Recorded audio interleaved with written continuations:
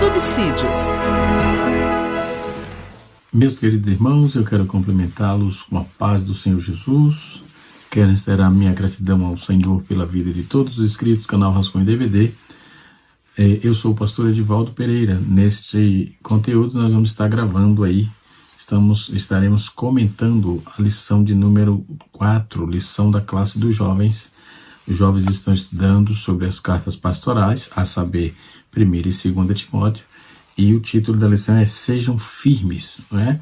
Nesta oportunidade estaremos falando sobre os cuidados da mulher, conforme está escrito, proposto no capítulo 2, a partir do versículo de número 8, não é? Nós vamos tratar desse assunto, as instruções para as mulheres, capítulo 2, a partir do verso 9, não é? De 1 Timóteo, está escrito assim: que do mesmo modo as mulheres se ataviem em trajes honestos, com pudor e modéstia, não com tranças, ou com ouro, ou com pérola, ou vestidos preciosos, mas como convém às mulheres que fazem profissão de servir a Deus, com boas obras. A mulher aprenda em silêncio com toda sugestão. Não permito, porém, que as mulheres ensinem nem use de autoridade sobre o marido, mas que estejam em silêncio. Porque primeiro foi formado Adão e depois Eva. Primeiro foi formado Adão, depois Eva. Tem essa preposição e não, né? Primeiro Adão e depois Eva. E Adão não foi enganado, mas a mulher, sendo enganada, caiu em transgressão. Salvar-se-á, porém, dando à luz filho, se permanecer com modéstia na fé, no amor e na santificação. Nós podemos observar as instruções nas cartas a Timóteo, não é? Nós temos aqui algumas expressões que precisamos dissertar nessa lição. A lição está dividida em tópicos, como sempre, é de praxe ter 3 tópicos, né? O primeiro tópico nos fala sobre a maneira de se vestir. O segundo tópico nos aponta a conduta da mulher na igreja. O terceiro tópico faz as recomendações a um jovem pastor a respeito das irmãs. As recomendações a um jovem pastor a respeito das irmãs. Na introdução nós temos: homens e mulheres são igualmente preciosos para Deus, resgatados pelo mesmo preço, o sangue de Jesus derramado por todos nós. Isso não pode ser confundido com a igualdade de papéis.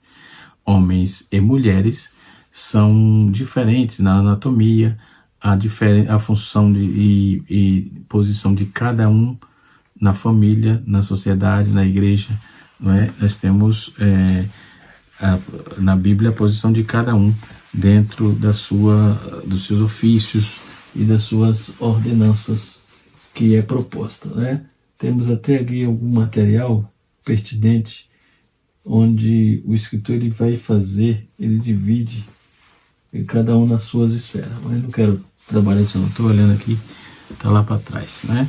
Mas vamos expor aqui a questão dessa carta de Paulo a Timóteo, né? E quando no capítulo 2, no seu verso 9, a partir do versículo 9, nós vamos ver as exortações que Deus fez. Paulo insiste que os fiéis pratiquem oração comum, comunitária, universal, erguendo as mãos santas, não contaminadas por ira ou contenda. Erguer as mãos é a maneira bíblica, uma expressão de fé, uma expressão de orar, aliás, né? Isso nós vamos ver em Salmo 134, nós vamos ver em Êxodo capítulo 17, né?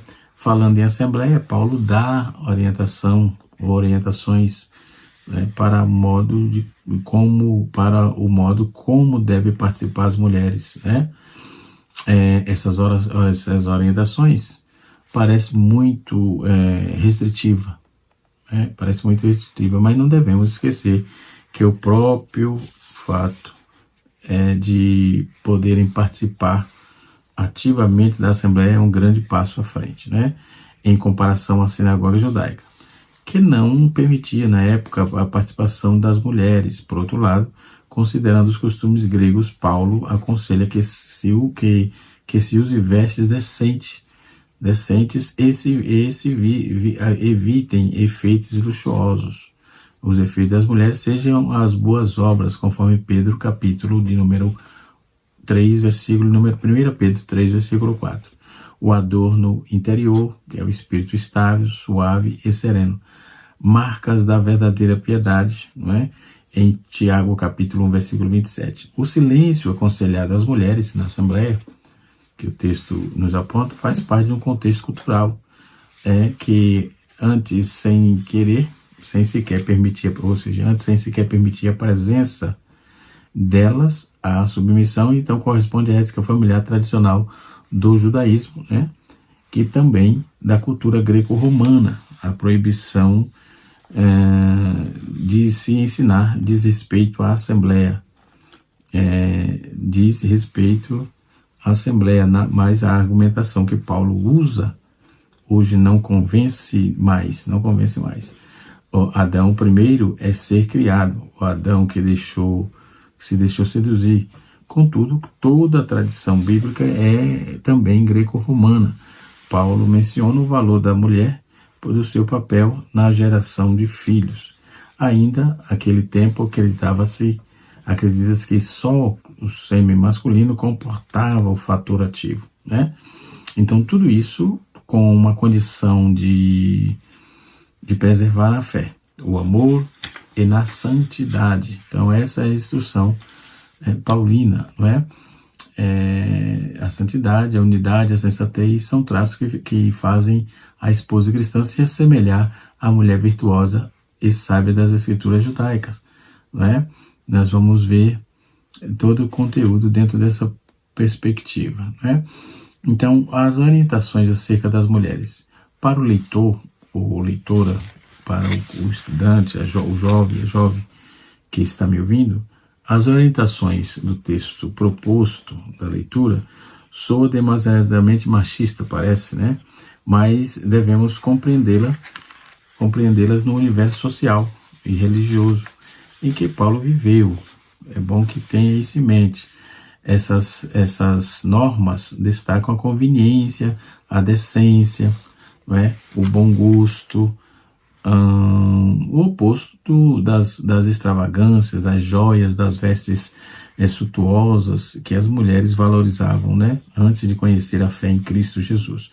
Mas o que importa mesmo são as boas obras. É o que está escrito em 1 Timóteo, capítulo 2, verso 9 ao verso 10, né?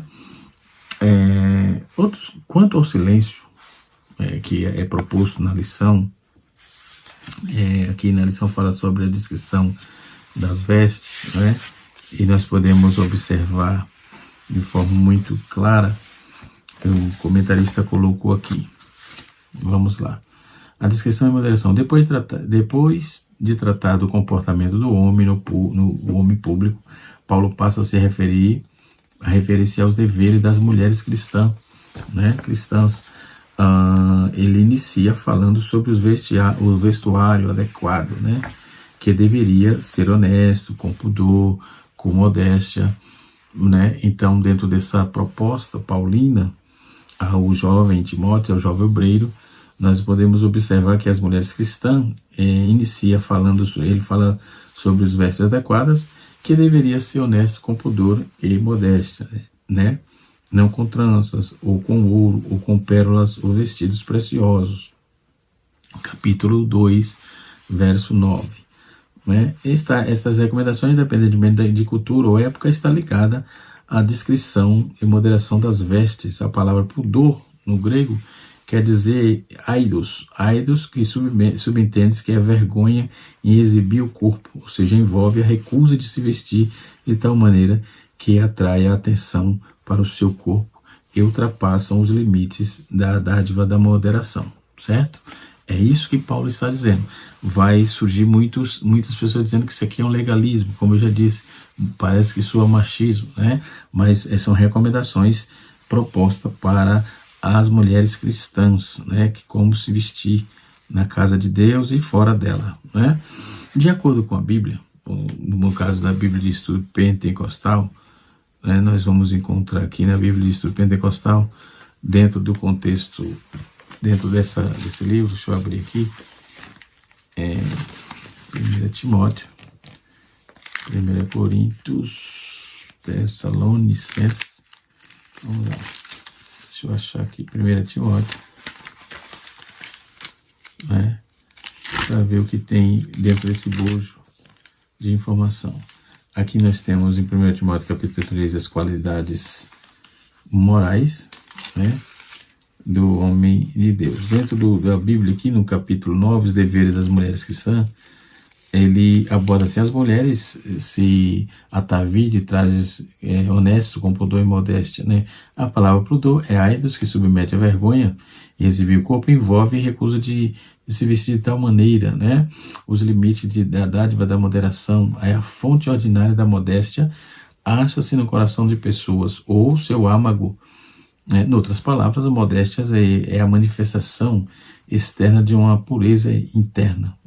Veste-se de modo imodesto para despertar desejo impuro aos outros. Então é tão errado como o desejo moral de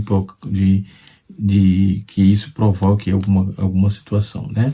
Nenhuma atividade ou condição de justiça, uso de roupas imodestas que expõe o corpo de tal maneira que provoque um desejo imoral ou concupiscência de alguém, né? Então é vergonhosa a situação de qualquer igreja que desconsidera o padrão bíblico. Hoje, nos dias atuais, está complicado, é difícil. Eu costumo comentar com alguns companheiros que está difícil pastorear, né? Porque as pessoas querem andar do seu próprio modo, do seu próprio jeito, e, enfim, tem que trabalhar em cima do texto bíblico. Não é ser machista, tem que trabalhar em cima do pudor, da responsabilidade, do temor da palavra de Deus. Caso contrário, nós vamos ser igual a outras, né, outras culturas, aos ímpios, né? Então ele disse: não permite que a mulher ensine. Olha outro problema aqui, né? Paulo diz: não permite que a mulher ensine, no capítulo 9, versículo 12, capítulo 2, versículo 12, né? Quando Paulo fala sobre trança também, ou com ouro, essas palavras devem se referir à prática da época de tranças os cabelos, os fios de ouros, né? E os ouros antigos, artigo de luxo, inclusive, com prática de idolatria. Então Paulo faz essa ressalva. Outro sim, no capítulo 2, verso 12, Paulo diz assim: não permite que a mulher ensine. O homem e a mulher são igualmente amados e preciosos à vista de Deus, tá? Gálatas capítulo 3, versículo 27 e 28. Porém, foi ao homem que Deus entregou a responsabilidade, da direção da família e da igreja, né? Nós vamos ver no versículo 12 até o versículo 15, que mostra que não é permitido que a mulher ensine na igreja de modo normativo, diretivo, e termine aí como se faz os dirigentes da congregação. Entretanto, isso não quer dizer que é proibido a mulher cristã ensinar a homens individualmente, como está escrito em Atos, capítulo 18, verso 23, profetizar no culto, sob a direção e do impulso do Espírito Santo, como também está escrito em 1 Coríntios, capítulo 11, né, em capítulo 12, e assim sucessivamente. Então, na questão de ensinar, nós vamos ver em Atos 21, versículo de número 9, ensinar na igreja a outras mulheres, inclusive as jovens, evangelizar em casa, instruindo homens e mulheres nos caminhos do Senhor. Então, observe que não é tão rígido assim, né? Então, primeiro, o texto diz que primeiro foi formado a dar um argumento bíblico sobre essa responsabilidade do homem como chefe e líder do lar e líder da igreja, né? E assim sucessivamente. Então, podemos observar que as observações propostas dentro da palavra de Deus, né? A situação de Éfeso, por exemplo, os Éfesos apelavam muito para a sexualidade, para a exposição do corpo, né, da mulher, uso de trajes desonestos, modesto, aliás, né, era um meio de despertar. Nós vamos ver que era um meio de despertar o desejo, despertar o desejo sexual masculino, que acontecia inclusive nos cultos pagãos, né, pagãos. O ensino de Paulo aplicava a todos os tempos, visava que as mulheres convertidas em Éfeso abandonassem o padrão da época e adotassem uma nova postura. Então é por isso que Paulo faz essa tratativa. Outro, sim, o texto no subtópico 3 do tópico 1 da nossa lição, nos diz assim: a proteção do corpo. O comportamento das mulheres cristãs deve contestar com o modelo mundano, contrastar com o modelo mundano. O corpo da mulher deve ser inadequadamente coberto para não despertar desejos sexuais. Convém lembrar, contudo, que a mesma Bíblia que reprova o mau comportamento da mulher na exposição sexual do seu corpo condena o pecado do homem, e pelos olhos se dá a cobiça, né? E nada vale uma culpa, o outro seja o homem cobiçoso, culpando a mulher por expor seu corpo, né? Seja a mulher vestida sem dúvida, sem devida decência. Então, culpando o homem por seu olhar cobiçoso. Então, Deus não tem culpado por inocente. Não adianta ficar trocando figurinha, jogando para o outro, que Deus não tem esse negócio, né?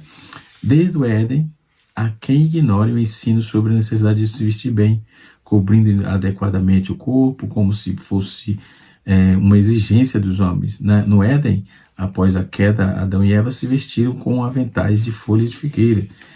O próprio Deus preparou para eles roupas decentes, túnicas de pele. Ponto. Capítulo 3, versículo 21 de Gênesis. Se Deus quer que as mulheres se vistam bem, mas de forma com pudor e modéstia, e hoje o denominacionalismo,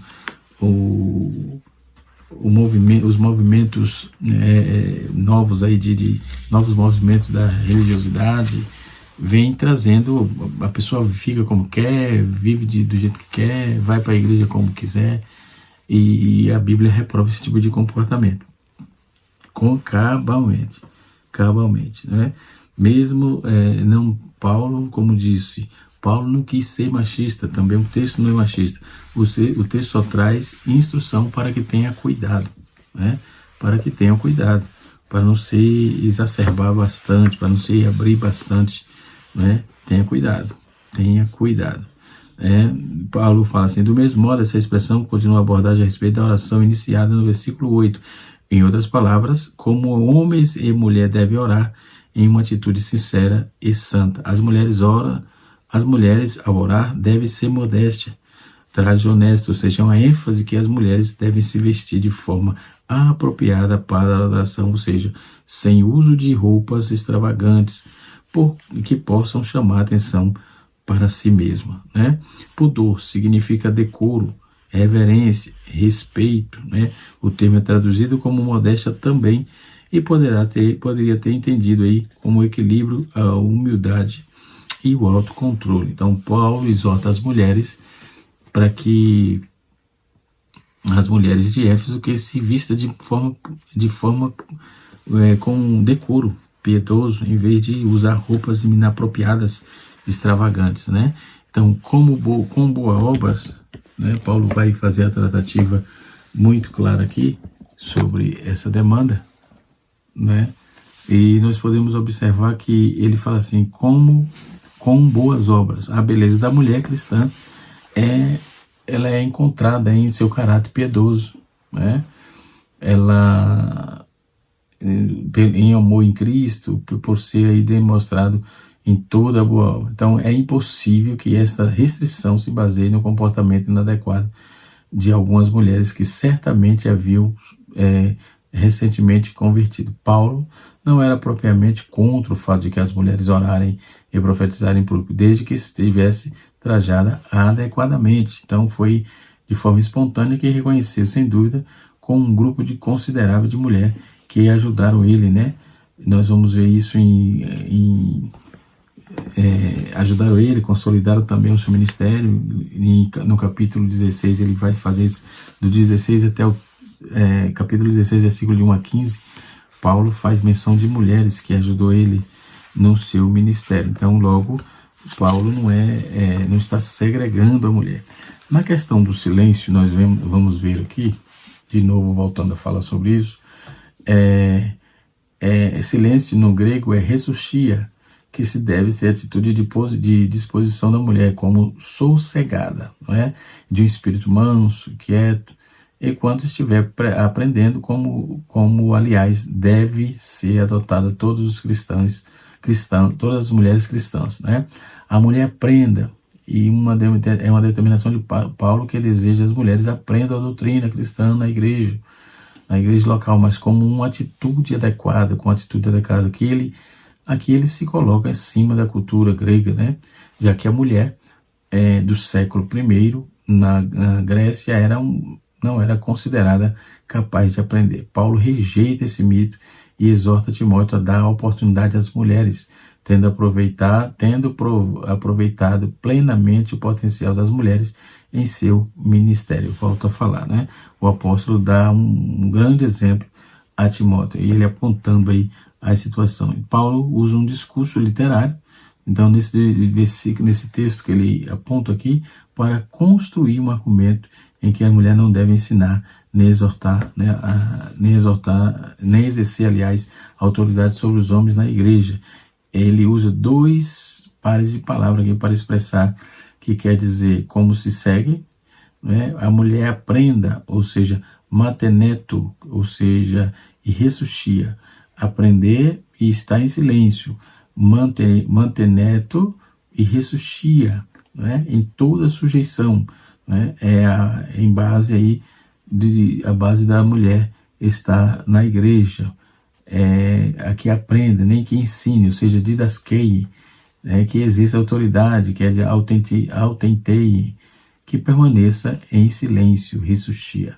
Então a mulher aprenda, é uma determinação. Então, por que para aprender? Porque vai precisar passar depois, né? Principalmente para as mais novas, é o que está escrito no texto bíblico. Então podemos observar todo o conteúdo dentro desse conceito de aprendizado que Paulo apresenta para as mulheres, né? Outra observação importante que devemos estar fazendo aqui é quando Paulo ele faz a observação dentro da carta. No capítulo, no tópico do número 2, aliás, nós vamos ver a conduta das mulheres cristãs. Eu já falei aqui sobre aprender em silêncio. A mulher aprende em silêncio com toda sujeição, não permite, porém, que a mulher ensine e nem use de autoridade sobre o marido, mas que deseje que esteja em silêncio. Por que Paulo foi tão contundente ao tratar desse comportamento da mulher? São várias opiniões, né? E nós já expomos aqui algumas. Paulo na frente, depois Paulo permite que a mulher faça, que a mulher aprenda e passe, né? E assim sucessivamente. Então podemos observar que quando ele faz essas observações sobre a mulher estar na igreja, a ordem para os homens, né? Portanto, que os varões orem em todo lugar, levantando mãos santas, sem ira e sem contenda. Portanto, é uma ordem que Paulo foi dada com bastante firmeza. Ele não diz eu gostaria, eu desejo. Ele diz portanto, por isso peço para vocês. Ele não disse nada disso. Ele foi contundente, né? E que vocês pensem a respeito, né? Não se trata de absoluta santa vontade de Deus, se trata da absoluta vontade de Deus, de cumprir os desígnios de Deus, né? Com fidelidade. A ordem para as mulheres, né? Da mesma forma, quero que as mulheres, também as mulheres não ouvem de forma inconfundível. Esse eu quero de Paulo também, para ela não se trata de algo que possa fazer ao interpretar de qualquer maneira, mas de declarações definidas que deve ser aplicada aí na vida prática, né? Se há pouco foram revelados os perigos e as fraquezas dos homens, agora são abordados os perigos e a fraqueza das mulheres, né? Os versículos 9 e 10 não proíbe o uso de vestimentas lindas e bem cuidadas, ou recusa de qualquer adorno. Como podemos observar, saber está escrito com passagens paralelas em 1 Pedro, capítulo 3, versículo 3 e 6. Não seja o adorno da mulher, que é o exterior da esposa, não seja o adorno da esposa, o que é exterior, como frisar dos cabelos, adereço de ouro, aparato de vestuário, seja, porém, o homem interior do coração unido ou incorruptível, de traje e espírito manso e tranquilo e de grande valor diante de Deus, pois foi assim também que a si mesmo se ataviaram outrora as santas mulheres que esperavam em Deus, estando submissas a seu próprio marido, como fazia Sara, que obedeceu a Abraão, chamando-o Senhor, e da qual vós tomaste filhas, tornaste, na verdade, filhas praticando o bem e não temendo perturbações alguma. Então, essa passagem ela não entra em contradição com o que Paulo diz. É bom que tenhamos isso em mente. Antes, elas são complementares, né? A si mesmo, né? Entre si. Elas se complementam entre si. Quando não lemos, a mulher não deve usar adorno, ou seja, mas consta, não seja o adorno da esposa que o exterior do frisado do cabelo, o adereço de ouro, né? Não seja só isso. Então, se a Bíblia proíbe adereços frisados dos cabelos, então também teria proibido vestimentas, né?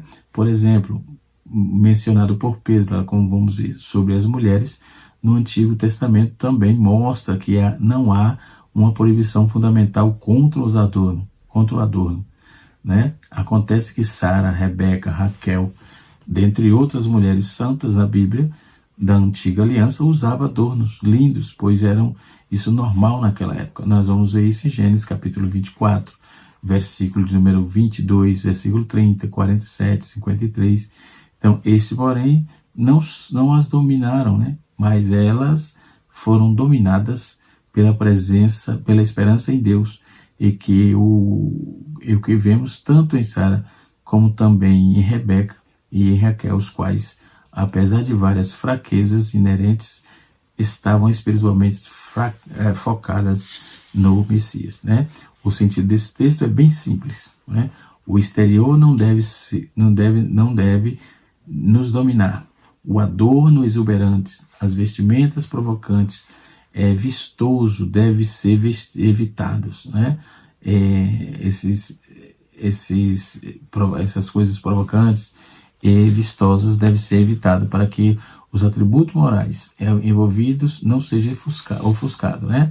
Então, observe que o texto não entra em contradição, só para deixar claro aí e lembrar dentro desse contexto, né?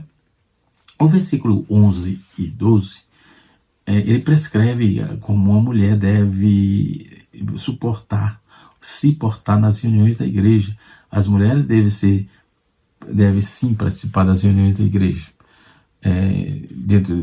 Devem participar de estudo bíblico, de ensino, mas porém aprender, porém elas não devem ensinar. Isto é permitido fora das reuniões, né? Mas durante a mesma, não. Então devemos estabelecer diferença entre o trabalho da igreja, reunião, entre outros trabalhos. Por exemplo, temos atividades com crianças, com senhoras, diaconia, com a diaconia, as ações evangelísticas, assistência social, indivíduos, aliás, e testemunhas, né? Então essas tarefas são de responsabilidade da igreja e servem à igreja, mas não se trata de reuniões de comunidade, como estão subordinadas aí a elas, né? Muitos partem de princípio de que muitas mulheres daquele tempo, né, oravam abundantemente nas reuniões, né? E assim se resolveu. Filipe tinha quatro filhas, aliás, e as filhas deles profetizavam. Capítulo número 21, versículo 9 do livro de Atos dos Apóstolos, né? Priscila, esposa de Áquila, ensinava a palavra de Deus juntamente com seu marido. Em Romanos capítulo 16, versículo 3, Paulo classifica a mulher como seus cooperadores. Ele apresenta Febe, era uma diaconisa, servidora da igreja, assim como também Maria, Trifona, Pérside, né? E tudo isso consta no capítulo 16, versículo 1 e 2, versículo 6, versículo 12, né, de Romanos. Então consta que elas serviram e trabalharam muito no serviço do Senhor. Então, mulheres idosas devem ensinar a orientar mulheres jovens, grupos de mulheres são tratados assim. Paulo, ele observa de uma forma muito objetiva, muito clara, esse tipo de comportamento, né? Não, mais uma vez, não se mostrando o machismo, pelo contrário, né? Mas ensinando a palavra de Deus assim como ela é pautada, né? E as recomendações a um jovem pastor a respeito das irmãs. Paulo valoriza a mulher, as mulheres, ele não permitindo que na igreja que a mulher ensine de modo normativo, diretivo e determinante, né? Como se faz os dirigentes da congregação, como faz o dirigente da congregação. Entretanto, isto não quer dizer que é proibida a mulher cristã ensinar homens individualmente. Isso vamos ver em Atos, capítulo de número 18, verso 16, verso 28, como verso 26, aliás, profetizar no culto, sob o impulso do diretor do Espírito Santo, ensinar na igreja as outras mulheres, inclusive as jovens, é o que está escrito dentro do texto bíblico, né? E assim sucessivamente, né? O propósito divino é que quando Gênesis descreve a criação do homem e da mulher, ele está apresentando o propósito divino da mulher como ajudadora, né? E assim sucessivamente. Que Deus abençoe cada uma das mulheres e que vocês sejam bênçãos, principalmente as jovens, né, que estão chegando agora para a vida, estão correndo atrás dos seus objetivos e na fé estão desenvolvendo o seu ministério. Deus abençoe a todos em nome de Jesus. Canal Rascunho DVD ensinando para